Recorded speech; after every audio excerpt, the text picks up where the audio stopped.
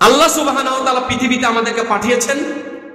প্রথম যখন আল্লাহ তাআলা পৃথিবীতে পাঠান, আল্লাহ সুবহানাহু ওয়া তাআলা তিনি পৃথিবীতে যে পাঠিয়েছেন, তিনি যে আমাদের আল্লাহ, তিনি যে আমাদের রব, এটা অনেক নিদর্শন পৃথিবীতে রেখেছেন।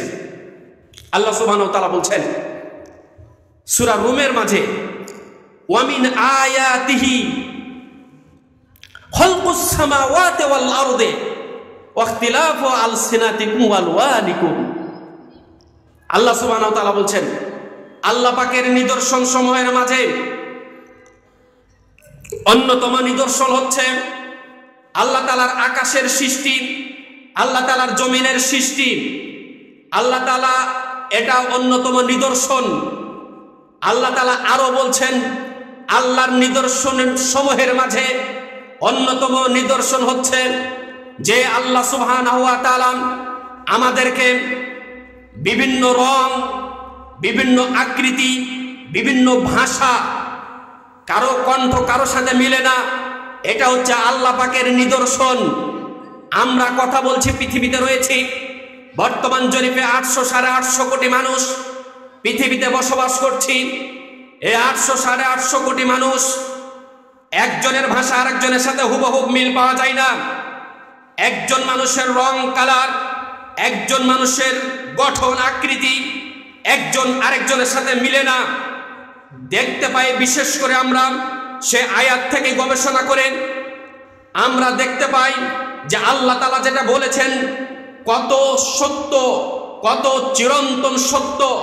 একজনের আঙ্গুলের ছাপ, বিশেষ করে এটা সবাই বুঝবো, কারো ছাপ কারোর সাথে মিলে না, এটা হচ্ছে আল্লাহ পাকের নিদর্শন। আমরা বলতে চাই যারা এই নিদর্শনকে বিশ্বাস করে না তাদের শানে আমাদের কথা, ব্যর্থহীন ভাষায় কথা। যারা আঙ্গুলের ছাপ বিশ্বাস করে তাদেরকে সে আকাশের মালিককে বিশ্বাস করতে হবে। যারা আঙ্গুলের ছাপকে বিশ্বাস করে তাদেরকে দুনিয়া থেকে বিদায় নিয়ে আখিরাতে গিয়ে আল্লাহর কাছে হিসাব দিতে হবে, এই কথাকে তাদেরকে বিশ্বাস করতে হবে। যদি বিশ্বাস না হয়, আঙ্গুলের ছাপকে বিশ্বাস করা এটা মাত্র ব্যর্থতার পরিচয়, ব্যর্থতার পরিচয় ছাড়া আর কিছু নয়। এই আঙ্গুলের ছাপকে আপনি বিশ্বাস করতে পারছেন, একজন মানুষ আরেকজন মানুষের সাথে মিল দেখতে পাচ্ছেন না, অথচ আমরা দেখছি আজকের যে মাইক সাউন্ড এরকম কত আমরা দেখতে পাই, আজকের যে চেয়ার কত আমরা দেখতে পাই, এই ধরনেরই চেয়ার মিলে যায়, মোটামুটি হুবহু মিলে যায়।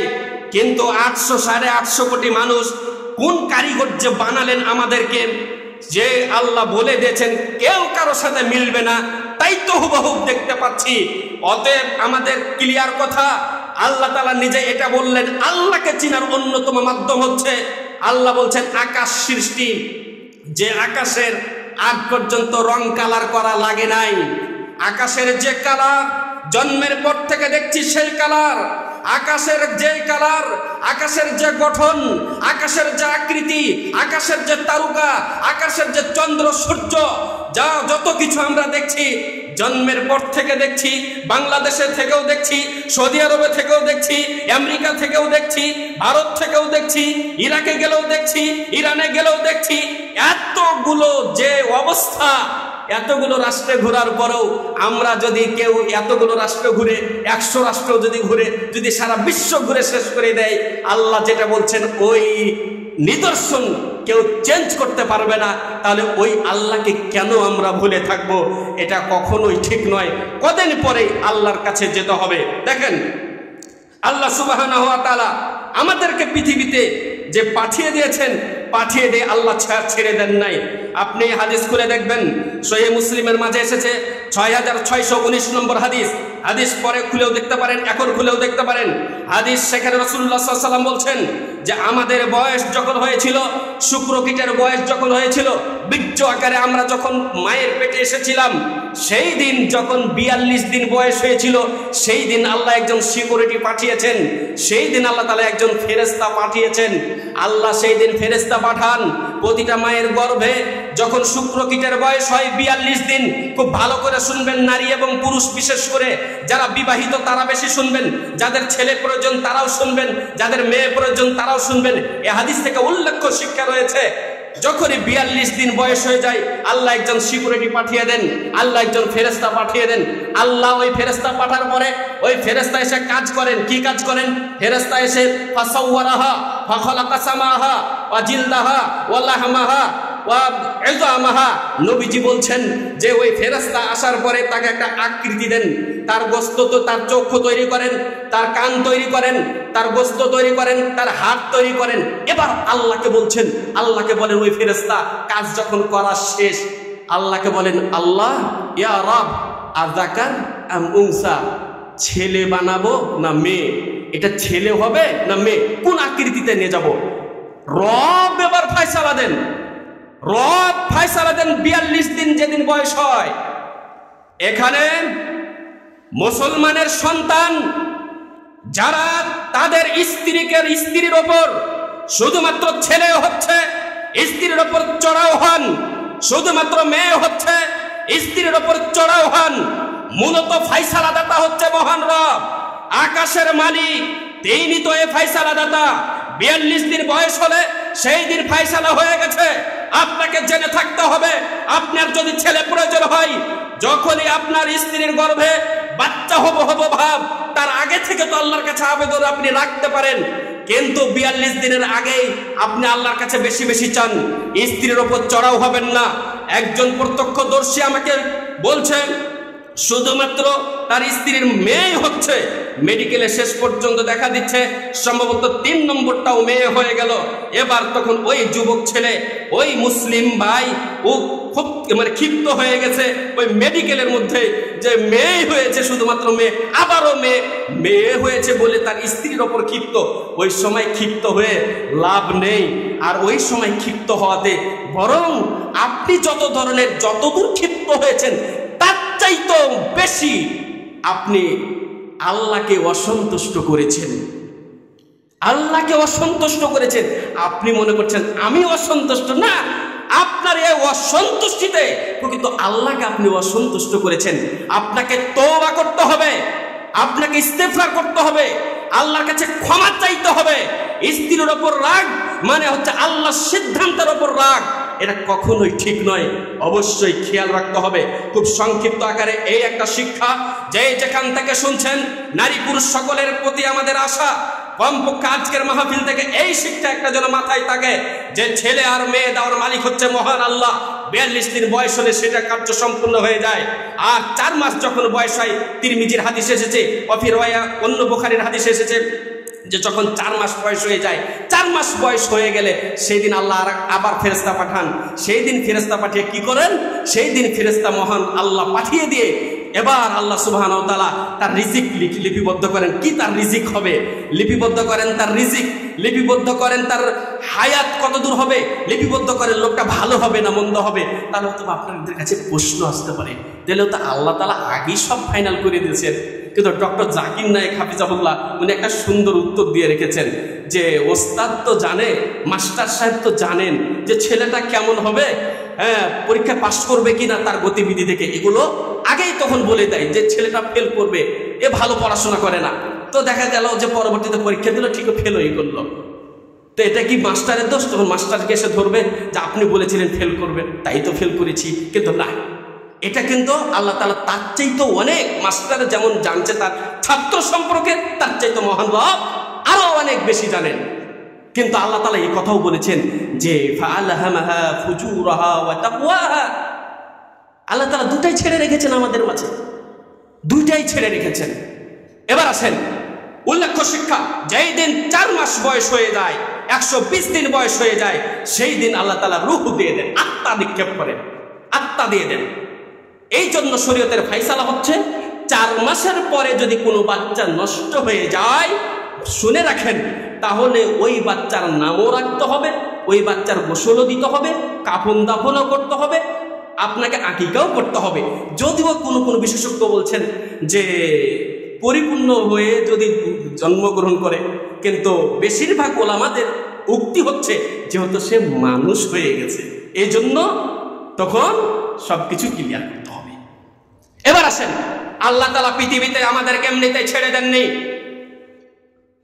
আল্লাহ তাআলা যখন পৃথিবীতে আমাদেরকে পাঠিয়ে দিয়েছেন, সূরা কাফের ৮ নম্বর আয়াতে বলছেন আল্লাহ সুবহানাহু ওয়া তাআলা, قد علمنا ما تنقص الارض منهم وعندنا كتاب حفيظ। আল্লাহ সুবহানাহু ওয়া তাআলা আরেক জায়গায় বলছেন, মা ইয়ালফিদ মিন কওলিন ইল্লা লাদাইহি রাকীবুন আতীদ। মানুষ যে কথাই উচ্চারণ করে, খুব ভালো করে শুনেন, মানুষ যে কথাই উচ্চারণ করে সব কথাকে আল্লাহ তাআলা রেকর্ড করছে।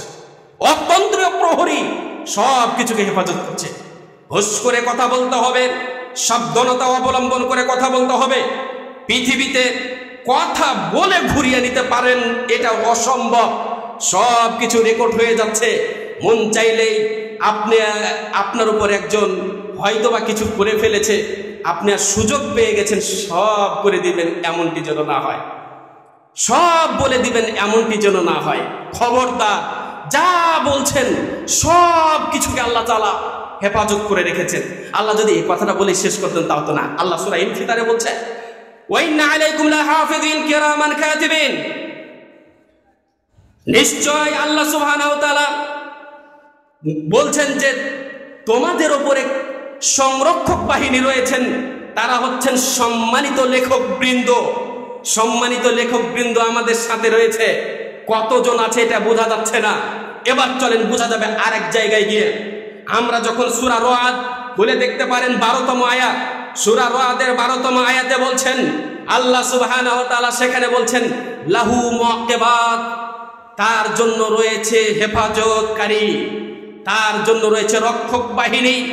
রক্ষক বাহিনী কতজন আছেন এই আয়াতের ব্যাখ্যায় আল্লাহ সুবহানাহু ওয়া তাআলা এই আয়াতে যা বলেছেন তাফসীর ইবনে কাসির খুলে দেখবেন। যদি বাংলা থাকে কারো বাড়িতে এই আয়াত সূরা রাদের 12তম আয়াত খুলে দেখবেন, সুন্দর করে বলছেন। খুব ভালো করে খেয়াল করেন। আজকের আলোচনা সব কথা যদি ভুলে যান, এই কথাটা মাথায় রাখতে হবে আমাদেরকে। আপনাদের উপর আমাদের অনুরোধ, কেন এই আয়াতটা আমাকে সবচেয়ে বেশি দুর্বল করে ফেলে। এই আয়াতের তাফসীরে আল্লাহ সুবহানাহু ওয়া তাআলা বলছেন যে আল্লাহ তাআলা আমাদেরকে চতুর্দিক থেকে ঘেরাও করে রেখেছেন। এই আয়াতের তাফসীরে এসেছে যে আমাদের প্রতিজনের সাথে সর্বক্ষণ 10 জন করে ফেরেশতা রয়েছেন। সর্বক্ষণ 10 জন আমাদের সাথে। কপালে আল্লাহ একজন ডানে ফেরেশতা রয়েছেন, বামে রয়েছেন আরেকজন ফেরেশতা, সামনে রয়েছেন একজন ফেরেশতা, পিছনে রয়েছেন একজন ফেরেশতা। ফেরেশতা হলো কতজন? 4 জন। কতজন হয়েছে পর্যন্ত? কতজন? 4 জন। এবার দেখেন, 2 চোখে 2 জন, কতজন হলো? 2 ঠোঁটে 2 জন, কতজন হলো? জিহ্বাতে 1 জন, কতজন হলো? 9 জন হয়েছে। ডানে বামে সামনে পিছনে কপালে 2 ঠোঁটে জিহ্বাতে 2 চোখে 10 জন। কতজন ফেরেশতা আছে? 10 জন ফেরেশতা আছে। এবার দেখেন, 10 জন আল্লাহ তাআলা ফেরেশতা আমাদের সাথে সর্বক্ষণ রেখেছেন। সহিহ বুখারীর হাদিস, 10 জনে আবার অল্টারনেট হতে থাকে আসরের সময় আর ফজরের সময়। প্রতিদিন এই বাহিনী চলে যাবে এক কাফেলা, আর এক কাফেলা আসবে। এখানে কোন বড় মানুষ, ছোট মানুষ, অথবা অর্থ সম্পদশালী অথবা অর্থ নাই, কারো ভেদাভেদ নেই। সবার সাথে 10 জন করে ফেরেশতা, সর্বক্ষণ 10 জন করে ফেরেশতা আছে। এবার আসেন, সর্বক্ষণ আমাদের সাথে 10 জন ফেরেশতা দিয়ে যদি আল্লাহ তাআলা এত সুন্দর করে বলেছেন, 10 জন ফেরেশতা সর্বক্ষণ আমাদেরকে হেফাজত করে রয়েছেন, সব কিছুই রয়েছেন খেয়াল করে তারা। আমার খালি মন বলে যে আল্লাহ 2 চোখে কেন 2 জন ফেরেশতা দিয়েছেন? আমার মন বলে যে 2 ঠোঁটেই বা কেন 2 জন ফেরেশতা দিয়েছেন? চোখ দিয়ে আমরা ভালো মন্দ, চোখ দিয়ে ইশারাতে কত কি করে থাকি। 2 ঠোঁটের মাধ্যমে মানুষকে ভালো কিছু বলে থাকি, 2 ঠোঁটের মাধ্যমে মানুষকে কষ্ট দিয়ে থাকি, 2 ঠোঁটের মাধ্যমে আমরা হারাম খাদ্য গ্রহণ করে থাকি। এই তো হচ্ছে আমাদের অবস্থা। সব কিছুই কিন্তু আছে। ফেরেশতা তো 2 জন রয়েছেন, কিভাবে কি করবেন কোনো সুযোগ নেই। বানি ইসরাইলের 13 নম্বর আয়াত, সূরা বানি ইসরাইল খুলবেন, আল্লাহ বলছেন, ওয়া কুল্লু ইনসানিন আলজামনাহু তায়রাহু ফি উনুকিহি। আমি আল্লাহ প্রতিটা মানুষের ঘাড়ে রেখে দিয়েছি একটি করে ক্যামেরা। ক্যামেরা হচ্ছে আল্লাহ তাআলা বলছেন তয়ের, তয়ের মানে যে উড়ে বেড়ায়, তয়ের মাতার বিমানবন্দর, তয়ের পাখি। তো আল্লাহ এখানে বুঝাতে চেয়েছেন বর্তমান বুঝের জন্য বেশি যথেষ্ট হবে উড়ান্ত ড্রোন ক্যামেরা। আমরা দেখতে পাই সামনে এখন কেউ কাজ করে, পিছনের ক্যামেরা থাকলে সামনেরটাকে হেফাজত করতে পারে না, সামনের ক্যামেরা পিছনেরটাকে দেখতে পারে না। আমাদের সামনে যে কয়েকটা ক্যামেরা দেখছি, পিছন থেকে কিন্তু ওরা, আমরা পিছনের কি অবস্থা ওরা কিন্তু দেখাতে পারবে না। পিছনের যে অবস্থা, পিছনে যদি কেউ ক্যামেরা করে সামনেরটা দেখাতে পারবে না। কিন্তু আল্লাহ তাআলা সূরা বানী ইসরাঈলের 13তম আয়াতে আল্লাহ বলছেন, আমি রেখেছি প্রতিটা মানুষের ঘাড়ে ড্রোন ক্যামেরা। আমার এই আয়াতের যখন আয়াত পড়ি তখন এই কথা মাথায় আসে যে ঘাড় ছাড়া তো পৃথিবীতে কোনো মানুষ নেই। ঘাড় বলতে এই যে ঘাড়, ঘাড় বলতে এইটা নয়, এই ঘাড়, এই ঘাড় সহ তো প্রতিটা মানুষ আছে। মানে উড়ান্ত ক্যামেরা সর্বক্ষণ আছে, উড়ান্ত ক্যামেরা সর্বক্ষণ আছে। কেউ যদি ডান দিক থেকে গ্রহণ করে, কেউ যদি বাম দিক থেকে গ্রহণ করে, যেদিক থেকে ভালো কিছু করে, কেউ কিছু মন্দ কিছু করে, সব কিছু উড়ান্ত ক্যামেরাতে সংরক্ষণ করছে। কোনো সুযোগ নেই, পালাবার কোনো সুযোগ নেই। আল্লাহ পর কথাটা কি বলছেন দেখেন, ওয়া নুখরিজু লাহু ইয়াউমাল কিয়ামাহ কিতাবান ইয়ালকাহু মানসুরা।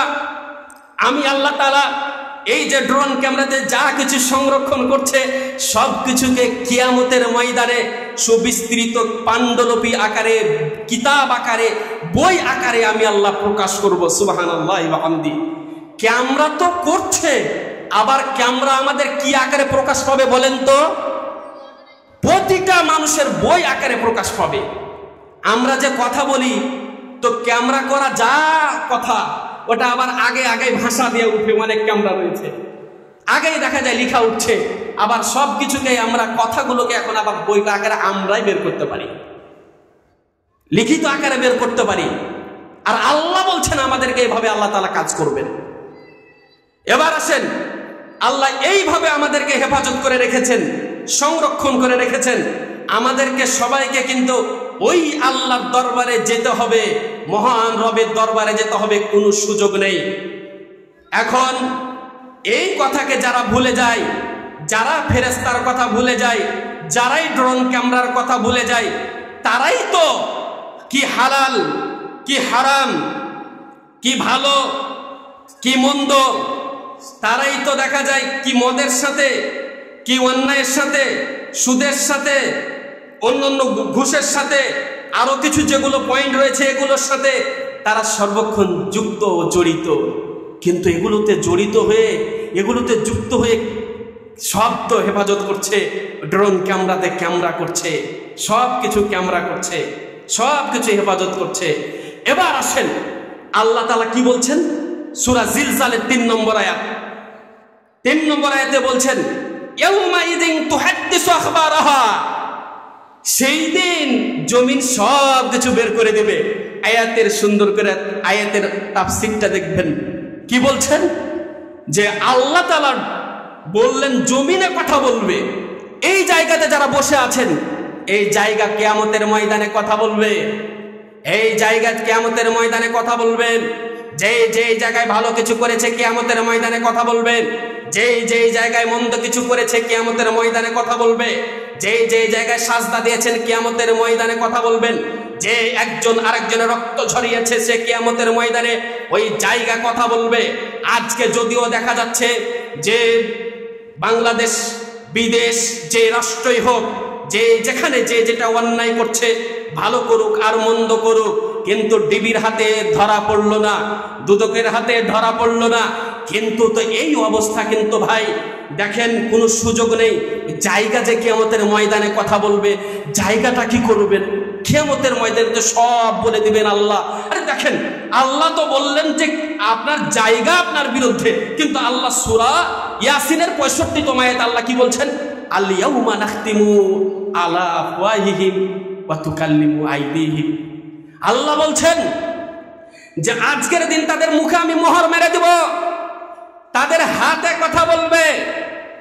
দেখলাম ফেরেশতারা বিরুদ্ধে চলে যাচ্ছে, দেখলাম পাণ্ডুলিপি সবার জন্য প্রস্তুত হচ্ছে, দেখলাম জায়গাও চলে গেল বিরুদ্ধে, দেখছি যে হাতও চলে গেল বিরুদ্ধে। এটা আল্লাহ তাআলা বলছেন, হাতও চলে গেল বিরুদ্ধে।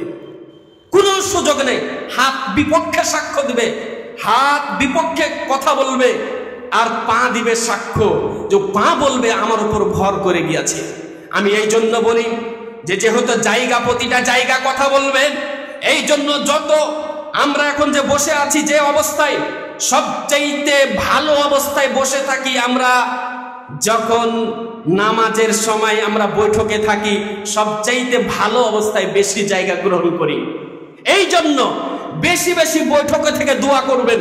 আর আমি এই কথাটাকে পরে আমি ওই বুখারীর হাদিসটা স্মরণ হলো, যে হাদিসে বুখারীতে বলছে রাসূলুল্লাহ সাল্লাল্লাহু আলাইহি ওয়াসাল্লাম যখনই আত্তাহিয়াত পড়া হয়ে যাবে, তো তারপরে যত ইচ্ছা দোয়া আপনি বলতে থাকেন, যত ইচ্ছা দোয়া বলতে থাকেন। তাহলে ইচ্ছা মতো আপনি দোয়া সেখানে ব্যক্ত করবেন।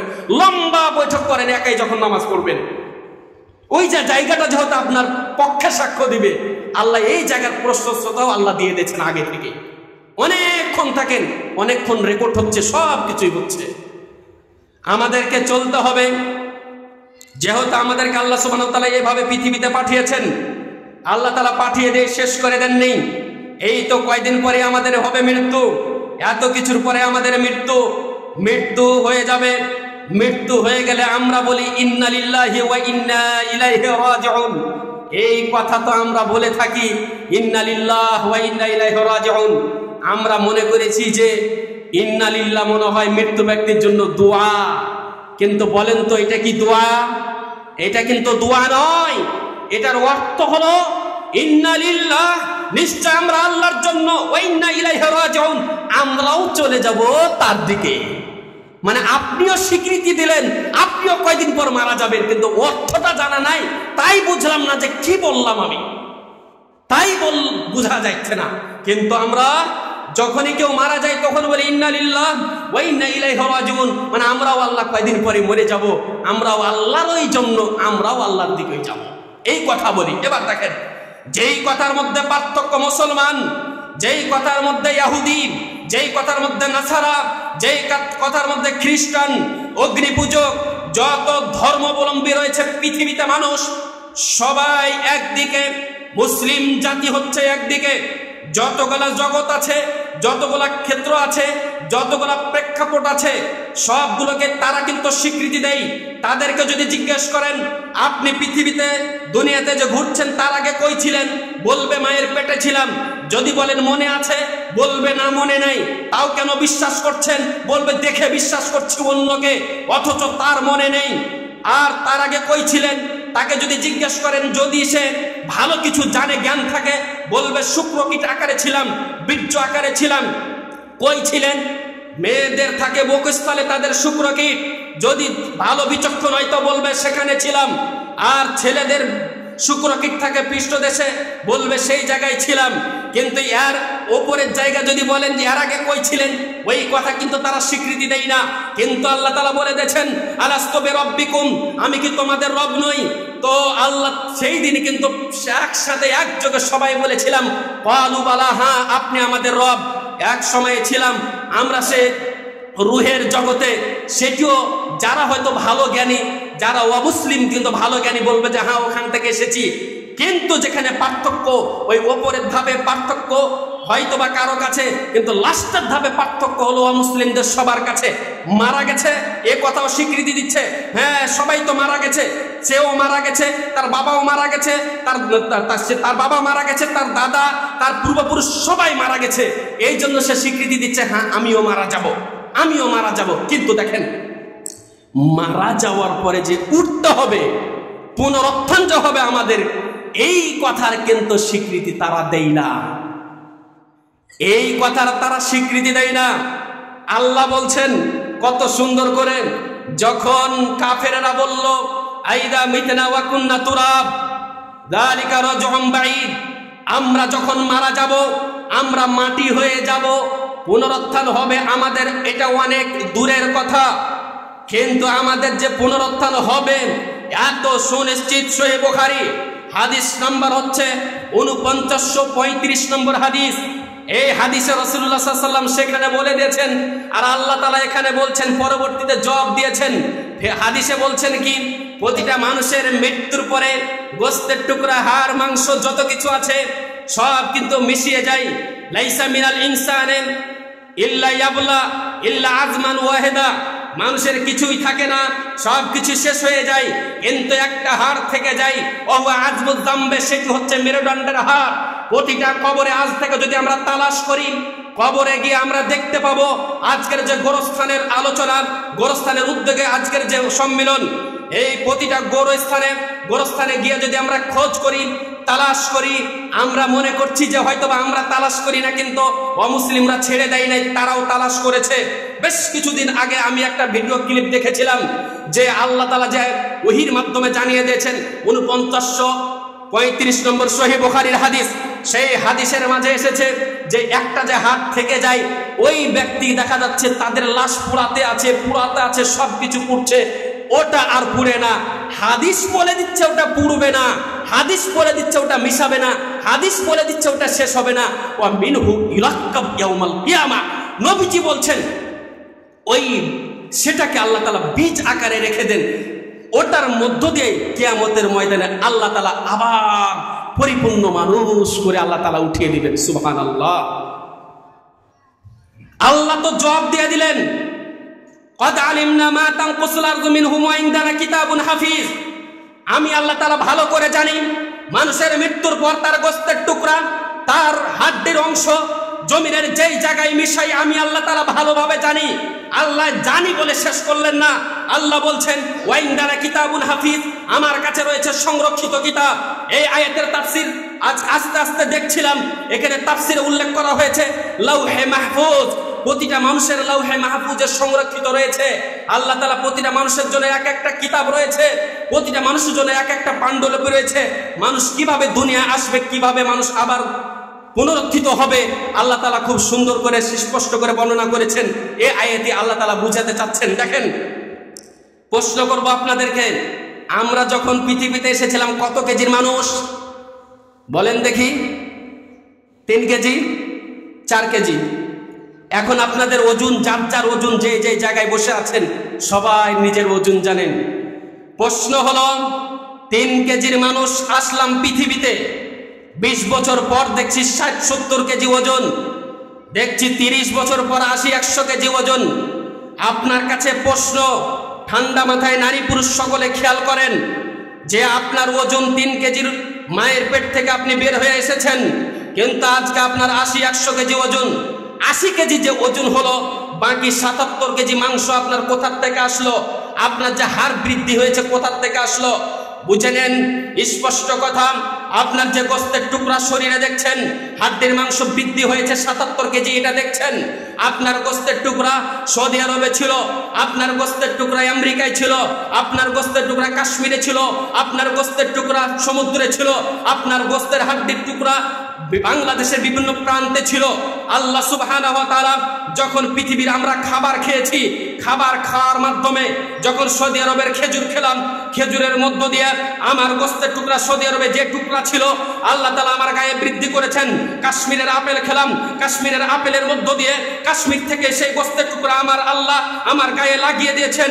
যে আমি সমুদ্রের মাছ খেলাম, সমুদ্রের মাঝে আমার যে গোশতের টুকরা ছড়িয়ে ছিটিয়ে ছিল, সেই আল্লাহ সুবহানাহু ওয়া তাআলা আমার গায়ে, আমার দেহে লাগিয়ে দিয়েছেন। আল্লাহ তাআলা এটাই বুঝাতে চাচ্ছেন, আমার কাছে সংরক্ষিত কিতাব আছে, সব কিছুকে আমি হেফাজত করে রেখেছি, কোন জায়গায় মিশাবে, কোন জায়গায় বাড়বে, কোন জায়গায় গঠন হবে।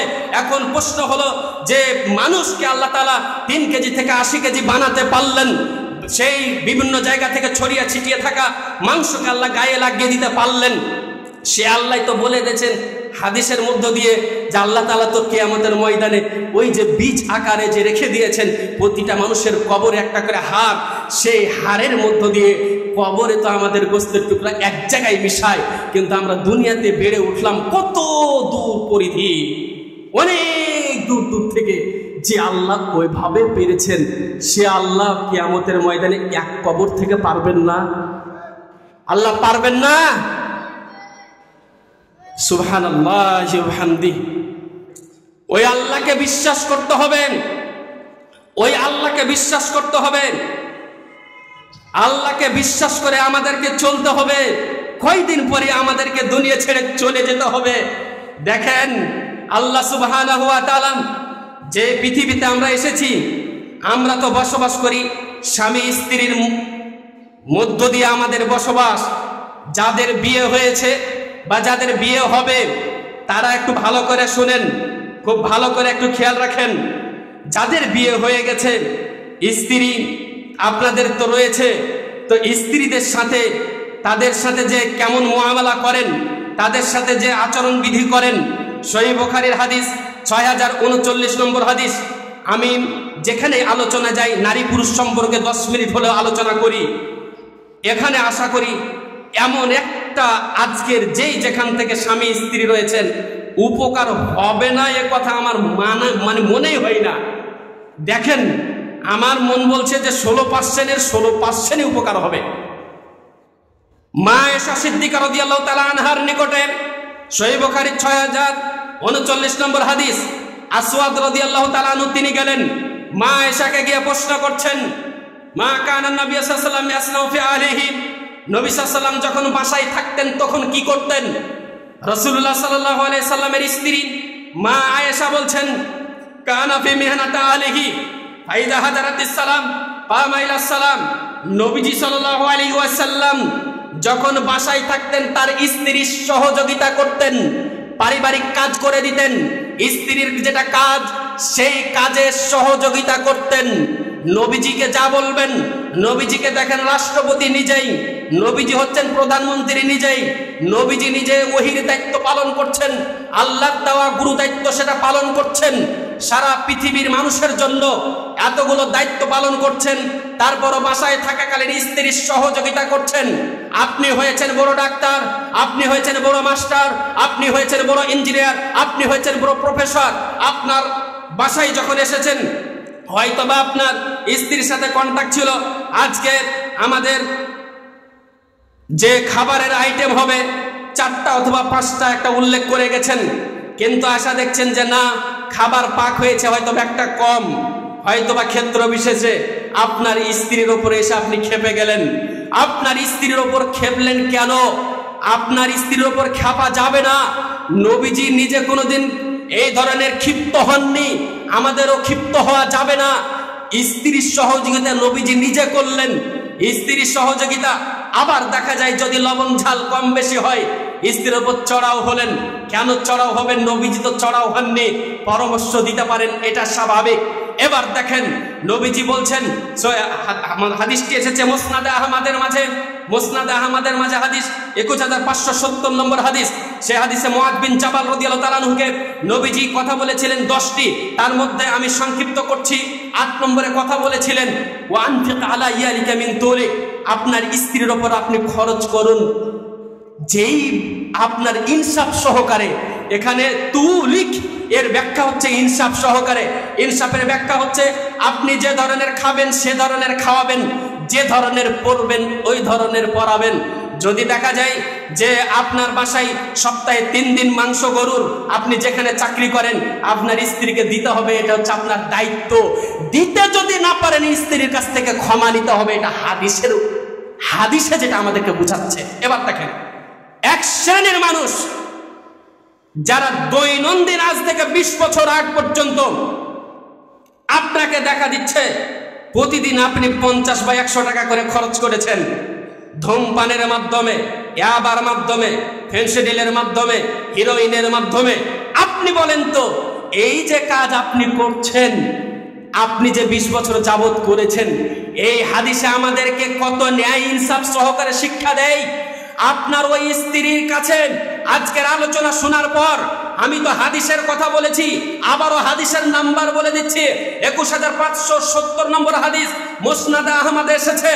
নবীজি নিজে মুআয বিন জাবাল রাদিয়াল্লাহু তাআলা আনহুকে বলেছিলেন যে যেমন খাবে তেমন খাওয়াবে, যেমন পরবে তেমন পরাবে। তাহলে আপনি যে 100 টাকা করে প্রতিদিন অতিরিক্ত খেয়েছেন, আপনার স্ত্রীকে আজই গিয়ে পরিশোধ করতে হবে, না হলে স্ত্রীর কাছ থেকে ক্ষমা নিতে হবে। অত সহজ না, সব কিছু আল্লাহ ধরবেন। এই জন্য বলবো, দিনদার ছেলে দেখে আপনারা আপনাদের মেয়েদের বিয়ে দিবেন, যারা ইসলাম সম্পর্কে জ্ঞাত তাদের সাথে বিয়ে দিবেন। নতবা ওই যে আপনি দিয়েছেন বিয়ে, যে নিজে কোনোদিন নামাজ পড়ে না, ইসলাম সম্পর্কে জানে না, নামে শুধু মুসলমান, কিন্তু আসে আপনার মেয়েকে সে এসে চড়াও করছে, আপনার মেয়ের উপর জুলুম করছে, দুদিন পরে দেখা দিচ্ছে যে এটা সেটা বিভিন্ন কিছু হচ্ছে। আপনি যেই ছেলেটা নামাজি ছেলে খুঁজবেন, যেই ছেলেটা দিন সম্পর্কে বুঝে, দিন সম্পর্কে যে বুঝে তার সম্পর্কে তাকে খেয়াল করবেন, তাকে খোঁজ করবেন। নবীজির আচরণ যেমন ছিল স্ত্রীর সাথে তেমন আচরণ করবে, স্ত্রীর উপর চড়াও হবে না। নতবা যে পরিস্থিতি হওয়ার সেই পরিস্থিতি হওয়াটাই স্বাভাবিক। ও ইয়াবা খেয়ে আসবে, ও ফেনসিডিল খেয়ে আসবে, ও সে মদ পান করে আসবে, আর স্ত্রীর উপর চড়াও হবে। কত এরকম অহরহ দৃষ্টান্ত। মনে কেউ কষ্ট নেবেন না, যেহেতু অনেক আপনারা দিনী ভাইরা অনেক উপস্থিত আছেন যারা এগুলোর সাথে জড়িত।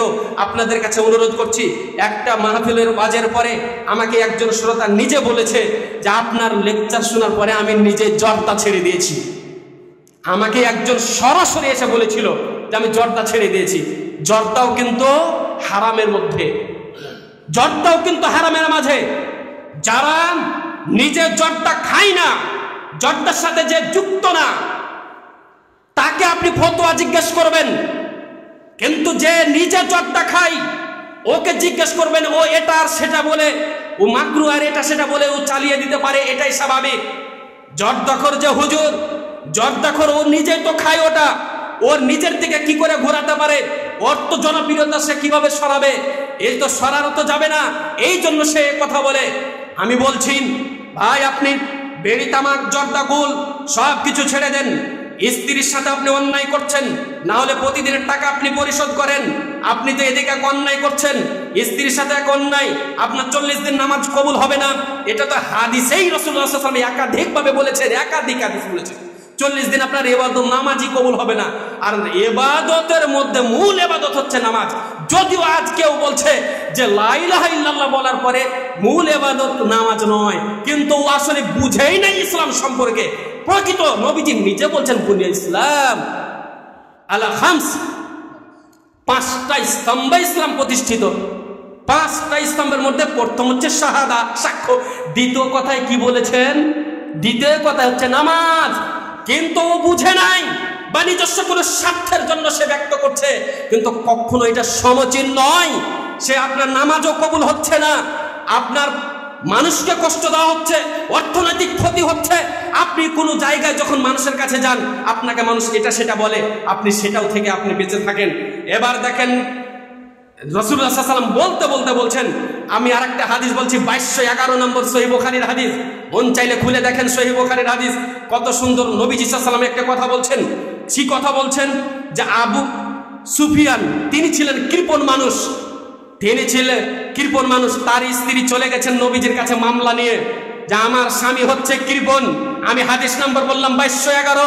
এবার নবীজিকে গিয়ে বলছেন আমার স্বামী তো হচ্ছে কৃপণ, আল্লাহ রাসূল ফাহাল আলাইয়া জুনাহ ইন আন আখুযা মিন মালিহি সিররা, আমার কি গুনাহ হবে আমার স্বামীর মাল থেকে যদি আমি গোপনে নেই আর খরচ করি? কৃপণ স্বামী যারা তারা খেয়াল করেন। এবার মামলা দায়ের করলেন আবু সুফিয়ান রাদিয়াল্লাহু তাআলা আনহুর স্ত্রী। নবীজি বলছেন খুজি আনতে ওয়া বানুকে বিল মারুফ। নবীজি বলছেন শোনো, তোমার স্বামী যেহেতু কৃপণ, তোমার যত দূর প্রয়োজন তত দূর দেয় না। ইসলামে মাত্র আমার জানা মতে একটি জায়গা গোপনে মাল নেওয়া যাবে। নবীজি বলছেন তোমার স্বামী যেহেতু কৃপণ, তোমার স্বামীর মাল তুমি গোপনে নাও, ন্যায়ভাবে তোমার জন্য, তোমার সন্তানাদির জন্য যা প্রয়োজন নাও, আর তুমি খরচ করতে থাকো। আল্লাহু আকবার। এটা হচ্ছে ইসলাম। আপনি যদি কৃপণ হন, আজ থেকে পকেট আরো সাবধান। যদি মামলা দায়ের হয়, আজকে থেকে আপনাদের স্ত্রী যারা আছেন শুনে নিলেন, গোপনে আপনার মাল নিবে আর খরচ করবে। অশালীন ভাষায় বললে চুরি, শালীন ভাষায় বললে গোপন। একটি মাত্র ইসলামের জায়গা যেই জায়গায় নেওয়া যাবে, আমার জানা মতে, আরো কোনো বিশেষজ্ঞদের কাছ থেকে যদি জানতে পারেন, আমি এখনো জানি না, আমি মাত্র একটি জায়গা জানছি, গোপনে নেবেন না খরচ করবেন। এবার দেখেন নবীজি কত সুন্দর করে কথা বলছেন। তারপরে বলছেন 9 নম্বর কথা, ওই যে 21570 নম্বর হাদিস মুসনাদ আহমদে। এবার নবীজি বলছেন ওয়ালা তারফানুহু মাসাকাদাবান, মুআজ তুমি শুনে রাখো, তোমার স্ত্রীর কাছ থেকে, তোমার পরিবারের কাছ থেকে, তোমার সন্তানাদিদের কাছ থেকে তুমি শাসনের লাঠি সরাবে না। আগের কথাই বললেন পোশাক ঠিক মতো দিবে, খাবার ঠিক মতো দিবে। পরের কথাটি বলছেন লাঠিটাকে তুমি ঠিক রাখবে, শাসন তুমি ঠিক রাখবে। কেন এত বড় কথা বললেন? যেমন আপনার স্ত্রীর আপনার উপর অধিকার রয়েছে, আপনার স্ত্রীকে আপনি শাসন করবেন, এই কথা নবীজি বলেছেন।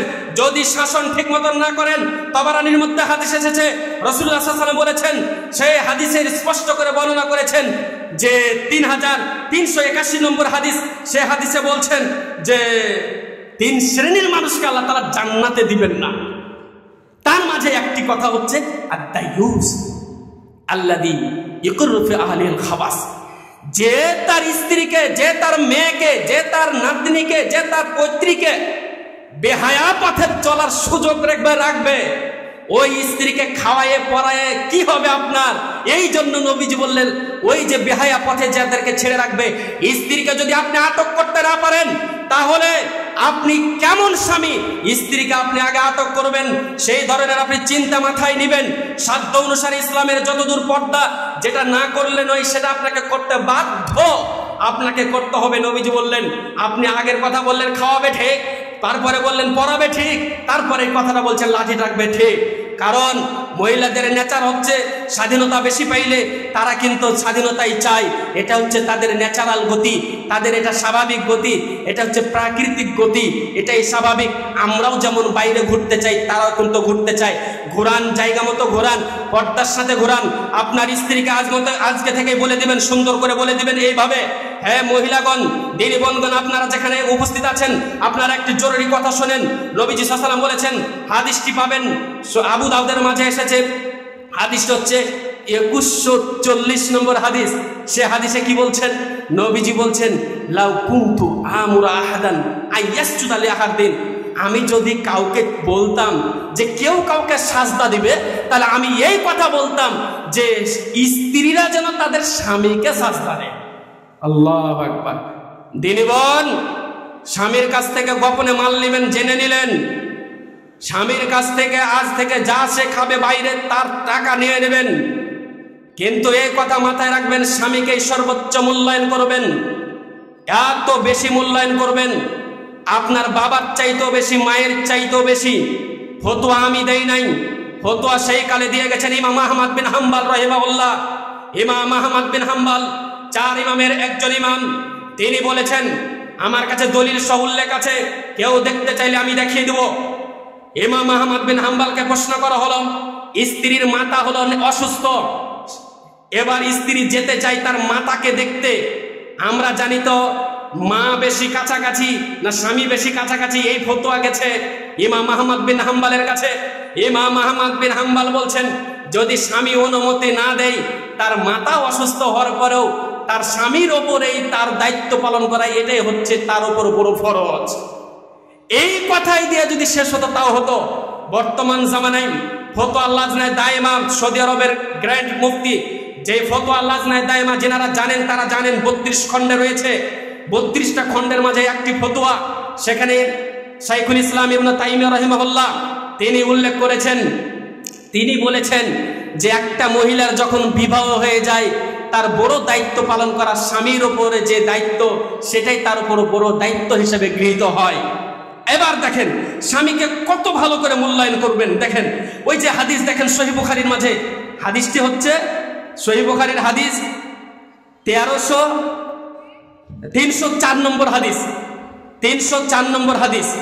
সে হাদিসের মাঝে এসেছে রাসূলুল্লাহ সাল্লাল্লাহু আলাইহি সাল্লাম বলেছেন, নবীজি সাল্লাল্লাহু আলাইহি সাল্লাম বলছেন যে আপনাদেরকে, হে দিনী বোন, আপনাদেরকে যে স্বামীর আনুগত্য করতে হবে, সেখানে স্পষ্ট করে বর্ণনা করা হয়েছে যে যখন একজন স্বামী মারা যায়, বাবা মারা যায়, মাতা মারা যায়, তখন মারা গেলে শোক পালন করতে হবে কতদিন বলেন তো?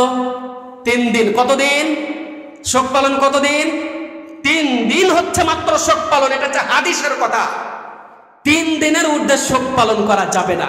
কিন্তু স্বামী মারা গেলে শোক পালন করবে কতদিন? 4 মাস 10 দিন। কে 40 দিন বললো? আরবাআতা আশহুরিন ওয়া আশরা,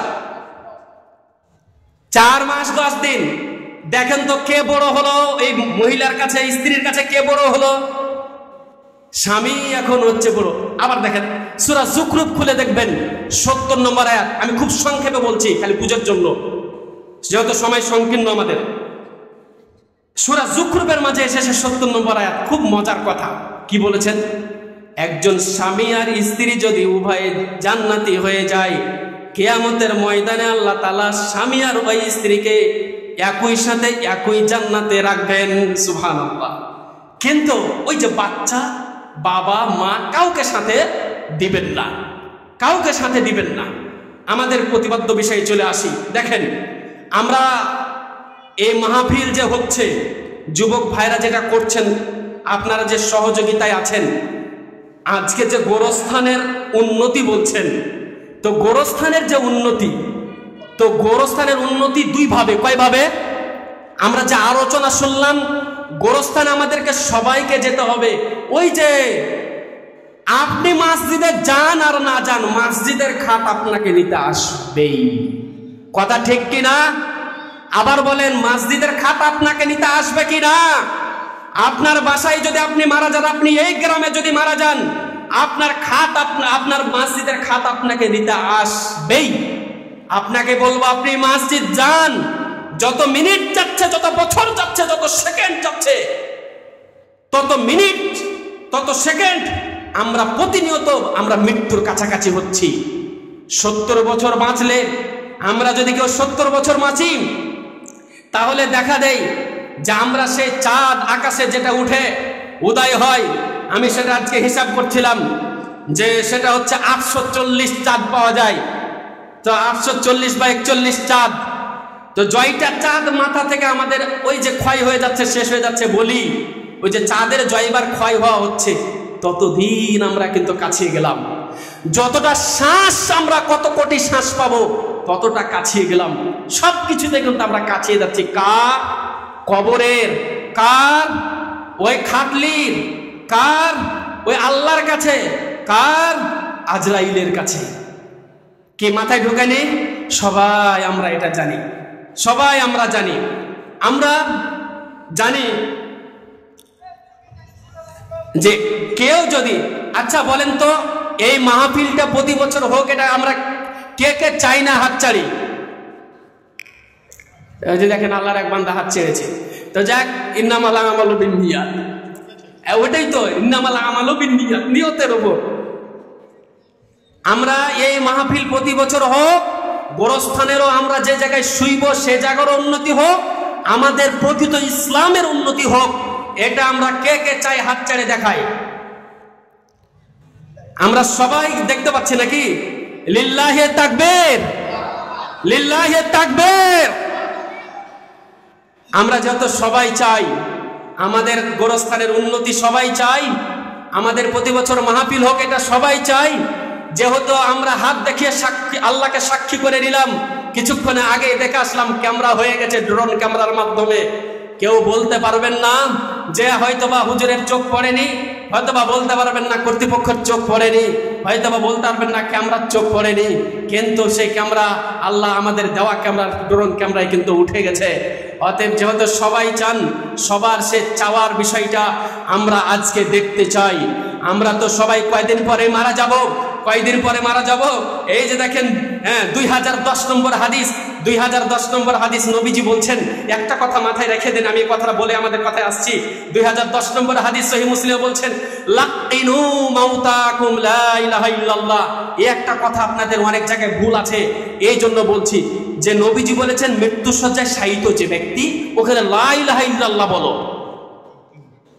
এখানে যেটি ভুল হয়, সবাই কালেমা পড়ো, কালেমা পড়ো, লা ইলাহা ইল্লাল্লাহ মুহাম্মাদুর রাসূলুল্লাহ। কি বলতে হবে বলেন তো? শুধু লা ইলাহা ইল্লাল্লাহ। আবার বলেন কি বলতে হবে? সুন্দরের একটা ব্যাখ্যা আছে, তবে আমাদের সময় নেই, তবে একটু বলে দেই। আমরা উজু করার সময় কি বলি? 2টাই সাক্ষ্য দেই। উজুর পরে কয়টা সাক্ষ্য দেই? 2টাই। আশহাদু আল্লা ইলাহা ইল্লাল্লাহ ওয়াহদাহু লা শারীকা লাহু ওয়া আশহাদু আন্না মুহাম্মাদান আবদুহু ওয়া রাসূলু, আমি সাক্ষ্য দিচ্ছি সত্যিকারে আল্লাহ ছাড়া কোনো আল্লাহ নেই। মানে কেউ আর ইবাদত পাবে না, প্রকৃত অর্থ হলো এটা। কোনো এখানে শিরক হবে না, আমার ইবাদতের ভাগ কোথাও যাবে না। দ্বিতীয় কথা আমরা বলেছিলাম যে মুহাম্মদ সাল্লাল্লাহু আলাইহি ওয়াসাল্লাম হচ্ছে আল্লাহর বান্দা এবং রাসূল, মানে তিনাকে আমরা রাসূল হিসেবে মেনে নিলাম, তার নীতি আমরা ফলো করব, এই কথা বলেছিলাম। এর মানে আমরা বিদআত করব না। কিন্তু তারপরে কেউ বিদআত এই সাক্ষ্য দেয়, কিন্তু তারপরে এসে মুনাফিকি করে, কিছুক্ষণ পরে দেখা যায় যেটা সেটা করে, যায় নামাজের এসে দোয়া বলে, অথচ তার কোনো হুদুসই নাই, তার কোনো খবরই নাই, এই যে কথা বলে আমরা দেখেন।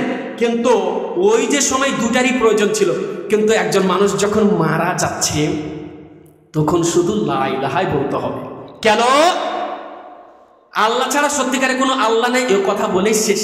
তার কারণ হলো ওই সময় তো নবীর আর আনুগত্যের আর সুযোগই নেই। আশা করি বুঝতে পেরেছেন। এই জন্য যারা মহিলারা বিশেষ করে লা ইলাহা ইল্লাল্লাহ, ওকে বলতেও বলতে হবে না, শুধু লা ইলাহা ইল্লাল্লাহ। কিন্তু যেই মুখে ওই যে হারাম যুক্ত, ওই যে ইয়াবা বাবা যুক্ত, ওর মুখে কি লা ইলাহা ইল্লাল্লাহ বলে কি বের হবে? নামাজে যাই না, সূরা ফাতিহা কোনোদিন বলে না, এলে কি হবে? এলে কত হবে না। নবীজি যে ওই কথা বলেছেন সহিহ আবু দাউদের মাঝে হাদিস, যে তোমরা তোমাদের সন্তানদেরকে যখন 7 বছর বয়সে উপনীত হয় তখন তাদেরকে সালাতের ট্রেনিং দাও, 10 বছর বয়সে উপনীত হলে না পড়লে পিটিয়ে সালাত পড়াও। এই কথা যে নবীজি বলেছেন, ওই কথা কয়জন পালন করছি? ওই যে কথা পালন না করার কারণে কিছুদিন আগে যে আমরা দেখলাম, গত বছরে আমরা দেখেছি যে সেই গাজীপুরে কি হয়েছে, ওই গাজীপুরের ঘটনা, যে বাবা ছেলেকে কুপিয়ে হত্যা করেছে, পত্রিকা দেখেননি? আর বাবা কুপিয়ে কুড়াল দিয়ে হত্যা করার পরে বলছে এখন আমি শান্তি পেলাম। কিন্তু ওই সন্তানকে তার উপর যে দায়িত্ব ছিল আপনার নামাজের ট্রেনিং দেওয়া, তাকে ইসলামের পথে নিয়ে আসা, ওই যে 10 বছর বয়স আপনি মারেননি নামাজের জন্য, এই জন্য আজকে আপনাকে কুড়াল দিয়ে কোপাতে হয়েছে। আগে দোষ আপনার। গত যে গেল আমরা দেখলাম যে বছরের প্রথম রাত, এই রাতে দেখলাম নাটোরের ঘটনা, পত্রিকায় হয়তো বা দেখেছেন। সেই ঘটনা কি হয়েছে, সেখানে দেখা গেল যে এই যে নতুন বছরের স্বাগত জানাতে গিয়ে কি হলো, সে এক ছাদ থেকে আরেক ছাদে নাচানাচি করতে করতে, বাবা স্বীকৃতি দিয়েছে এটা, এক ছাদ থেকে আরেক ছাদে সে নাচানাচি করতে করতে, সটকা ফুটাতে ফুটাতে তারা বন্ধুরা আনন্দ করছিল, তারপরে সে মারা গেল। আফসুস, আফসুস। আমাদেরকে সবাইকে মারা যেতে হবে, এই কথা মাথায় রাখতে হবে। আমাদের যেহেতু সবাই স্বীকৃতি দিয়েছি, আমি কাউকে আগে বলবো না, সবাই স্বীকৃতি দিয়েছি, আমি নিজে আগে শুরু করি।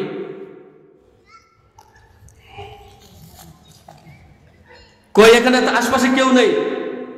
হ্যাঁ, তো আমি নিজে শুরু করলাম। আর আমার এটা বৈশিষ্ট্য, কোনো জায়গায় যদি 10-15 মিনিট আমাকে আলোচক বলতে হয় যে কিছু নিতে হবে আমাদের উন্নয়নের জন্য, তখন আমি এটাই করি। আমি দিলাম, কেউ এখান থেকে নারী পুরুষ সহ, আমি মুসাফির, আমি সেই ঢাকা থেকে এসেছি, কষ্ট করে আসলাম সারাদিনই ক্লান্তের মধ্য দিয়ে। আমি চাই যে সবাই এখানে দিবেন। আমি মুসাফির, দোয়া অবশ্যই করে দেবো ইনশাআল্লাহ। আমি দিয়ে শুরু করলাম। আমাদের এখানে যতজন রয়েছেন সবাই দিবেন। নারীদের মহিলাদের নিকটে আপনারা রুমাল পাঠিয়ে দেন। কালকে মাহফিল শুনবেন কি শুনবেন তখন দিবেন, সেটা আলাদা ব্যাপার। কিন্তু উন্নয়ন আমরা সবাই চেয়েছি, আমরা চাই, আমাদেরকে দান করতে হবে। আমার একটা হাদিস পরে শোনাচ্ছি, কিন্তু তার আগে আমাদের এখানে সবাইকে দান করার জন্য সবাইকে এখানে আসতে হবে। তো আমি কয়েকদিন আগে দেখলাম যে একটা কবর বিক্রি 5000 করেছে। একটা কবর বিক্রি 5000, তো একজন মানুষই বলছে আমাকে 3টা কবরের দেন, মানে 15,000 একাই 15,000। তা আমি কামনা করব যে সেই 15,000টাই আমি কামনা করব যে গত বছর আপনাদের সর্বোচ্চ ভালোই দান ছিল, 20,000, আরো হয়তো বেশি কম ছিল। তা আমি সেরকম দাতা যদি কোনো আল্লাহর বান্দা থেকে থাকেন, তাহলে অবশ্যই কামনা করব। আমি চাইব যে 10 জন কমপক্ষে, যে 5,000-এর ব্যক্তি হবেন, 20 জনের হবেন, 10,000-এর হবেন, 15,000-এর হবেন, সবাই নিজ নিজ কবরে যাইতে হবে। সেই কথা মাথায় রেখে সবাই নিজ নিজ জায়গা থেকে দেবেন। আমাদের এখানে যেনারা রয়েছেন সবাই যার যার জায়গা থেকে দান করেন। আমরা এটা আপনাদের কাছে সবার কাছে কামনা করছি। যেহেতু সবাইকে হ্যাঁ, মাশাআল্লাহ মাশাআল্লাহ, এটা একটু ভালো হলো যে সামনে যেহেতু আপনাদের আবাদ আছে। রাসূলুল্লাহ সাল্লাল্লাহু আলাইহি ওয়াসাল্লাম বলছেন আস-সাদাকাতু তারুদ্দুল বালা, যদি কেউ দান করে তাহলে বালা সরে যায়, বিপদ সরে যায়, নবীজি নিজে বলেছেন। তাহলে সামনে যেহেতু আবাদ আছে, আপনাদের এখানে ধান, আপনাদের এখানে হয়তোবা সরিষা আছে অথবা গম আছে, যে যেটা আছে যেখান থেকে হোক আপনারা এখানে আসেন, যার যার জায়গা থেকে আপনারা প্রয়োজনে কলমে লিখে নিয়ে আসেন এবং যেখানে আছেন এখানে উপস্থিত হন, এখানে আসেন এবং আমাদের এখানে দান করবেন। আমাদের সম্মানিত সবাই এবং স্টেজে যিনারা রয়েছে তারা সহ সবার কাছ থেকে আমরা কামনা করব যে সবাই কিছু না কিছু আমাদের দানের সাথে শরীক হবেন, এটা আমরা আশাবাদী। আমাদের একটি হাদিস রাসূলুল্লাহ সাল্লাল্লাহু আলাইহি ওয়াসাল্লাম বলছেন যে কেউ যখন দান করে সে তো বিপদমুক্ত হয়। এই কথা নবীজি বলছেন যে যে তুতফু আন আহলিহা হাররাল কুবুর, কেউ যদি মারা যায়, আবার বুঝেন, কেউ মারা গেছে আর ওকে উদ্দেশ্য করে দান করেছে, কেউ মারা গেছে ওকে উদ্দেশ্য করে দান করেছে, ওকে যদি উদ্দেশ্য করে দান করে, নবীজি নিজে বলছেন ওর কবরে শাস্তি চলছে, কিন্তু দান করা শেষ সাথে সাথে ওর কবরের শাস্তি মাফ হয়ে গেল, বন্ধ হয়ে গেল। সুবহানাল্লাহ। আমরা আকাশকে যেভাবে বিশ্বাস করি সেভাবে বিশ্বাস করি। দুলালের আম্মা 1 মণ ধান দান করেছেন আল্লাহ, দুলালের আম্মা 1 মণ ধান দান করেছেন আল্লাহ। তার যে নেক উদ্দেশ্য, কেউ তার যদি আত্মীয় স্বজন মারা যায় তাহলে তুমি তাকে সেই উদ্দেশ্য, সে যে নিয়তে দান করেছে তাদের কবরে সকলের শাস্তিকে মাফ করে দাও আল্লাহ। তুমি ওহির মাধ্যমে জানিয়েছো, হাদিসের মাধ্যম দিয়ে জানিয়েছো, তুমি সব মাফ করে দিতে পারো, তুমি সব বন্ধ করে দিতে পারো, বালা মুসিবত তুমি দূর করে দিতে পারো। তুমি আল্লাহ বালা মুসিবত তুমি দূর করে দাও আল্লাহ। তুমি যত উপকার রয়েছে দানের সব উপকারগুলো করে দাও, এটা আল্লাহ তোমার কাছ থেকে আমরা কামনা করছি। এখানে আমি এটা বুঝছি না,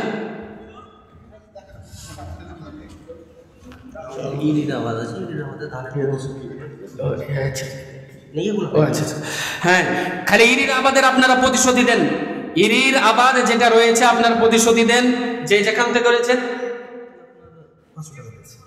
কি নাম? আব্দুর রশিদ। হ্যাঁ, আব্দুর রশিদ নামে একজন আল্লাহর বান্দা, তিনিও 500 টাকা দিয়েছেন।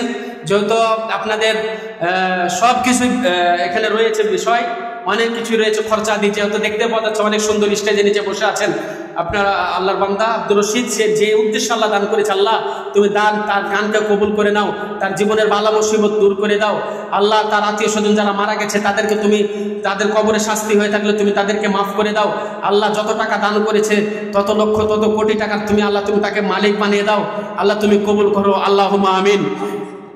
আব্দুল সাত্তার, মাশাআল্লাহ মাশাআল্লাহ, আব্দুল সাত্তার 2 মণ ধান আল্লাহ। যত ধান আপনি আল্লাহ তুমি তো আমাদেরকে জানিয়েছো আল্লাহ যে একটা ভালো কাজ করলে 1 নেকি, সাথে সাথে পরবর্তীতে আবার 10 নেকি, 10 চাই 700 নেকি। যত ধান আল্লাহ সে দান করেছে, 2 মণে তো কত ধান হবে, কত কোটি ধান হবে, কারো হিসাব নেই আল্লাহ। তুমি তার দানকে কবুল করে নাও এবং বিনিময়ে যত নেকি আছে আল্লাহ তুমি তার দানকে কবুল করে নাও আল্লাহ। তাকে বালা মুসিবত থেকে দূর করো, যেহেতু সে দান করেছে।